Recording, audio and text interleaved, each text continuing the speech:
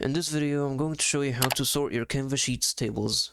So here I have two columns of data. These are the games labeled from A to E and the score of each game, as you can see. So let's say I want to sort the games to be in reverse alphabetical order.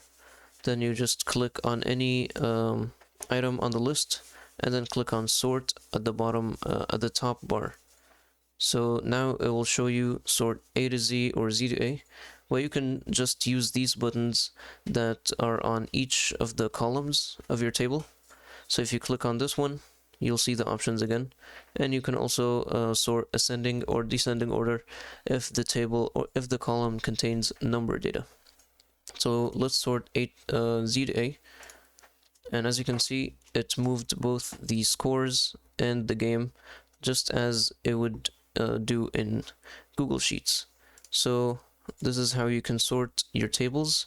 Let's say I want to sort it by ascending order. Then it will have to change the order that the games are also sorted in, because it can't really do that efficiently if it doesn't. So as you can see, it starts from 7 and then the highest score is 32 points. So that's how you sort your tables in Canva. I hope you found this video helpful. Please don't forget to like and subscribe.